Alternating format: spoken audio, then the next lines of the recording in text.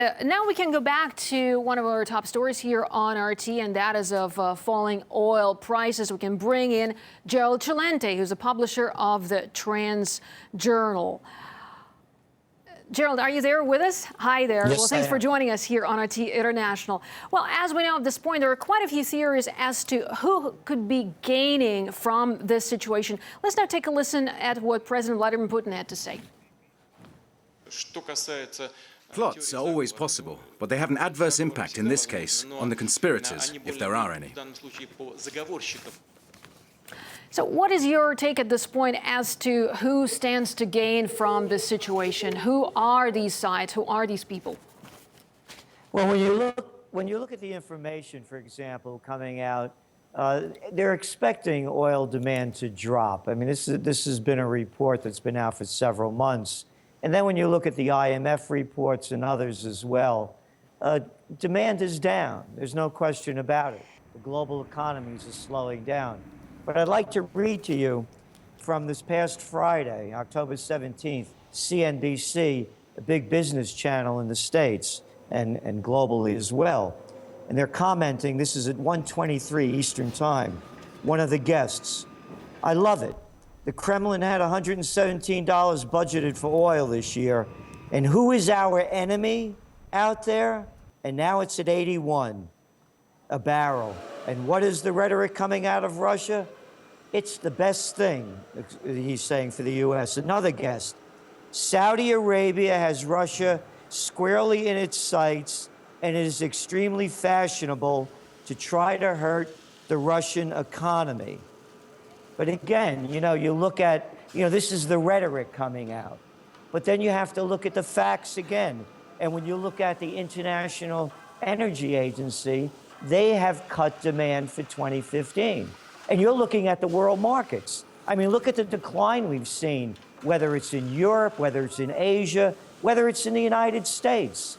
The fundamentals of the world economy are not sound, and demand is down. Well, Gerald, what's interesting to analyze here is, apart from the fact that the demand is down, could there be other factors at play? Yes, there can be, as these people are pointing out in the business channel. The Americans have been brainwashed into believing that Russia is our great enemy. And they're very delighted to see, for example, I just saw just before coming on, Russia's rating is cut by Moody's on sluggish economic growth. And some 45% of Russia's GDP depends on oil. So, and then you're looking at the sanctions as well. So there may be more behind it. But again, you also, I think, as Vladimir Putin made clear, there may be a plot, but it's hurting everyone.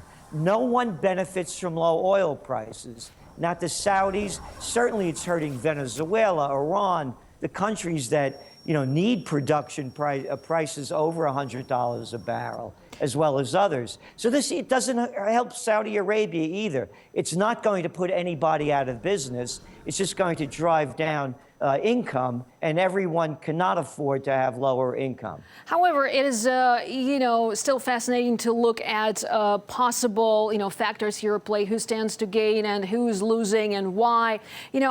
Just to pick up earlier on what you said about the U.S. and those who think that the U.S. is masterminding this whole thing. I mean, isn't the U.S. also losing from this, especially, the shale oil industry? Isn't it affected by this current crisis, too? Of course, everything is going to be affected by it. Having said all that, that doesn't mean that the so-called policymakers can continue to make stupid decisions. And they can be forcing prices down or putting pressure on Saudi Arabia and the other monarchies. For example, the Saudis announced over a month ago they were going to cut production, and then they backtracked on that. So, without the United States in the Middle East, in Bahrain, in Qatar, in Saudi Arabia, the United States is the protectorate of the monarchies. So who knows what kind of foreign policy initiatives are being made? And again, what that fellow said, the quote from him on CNBC was that, Saudi Arabia has Russia squarely in its sights, and it is extremely fashionable to try to hurt the Russian economy. I have to tell you, only someone out of their mind would put "it's only fashionable to hurt the Russian economy" in a statement as though it makes any sense at all. This is of no benefit to anybody, but when you look at foreign policy and geopolitics, it's only more destruction, just another day. Well, and also, Gerald, when we talk about oil prices, it's important to look at what's happening within OPEC. But right now, I'd like to thank you for what you told us, as we are running out of time. But certainly, we will return to explore this topic. Gerald Celente, the publisher of the TrendsJournal. Thank you so much. Now, a powerful explosion has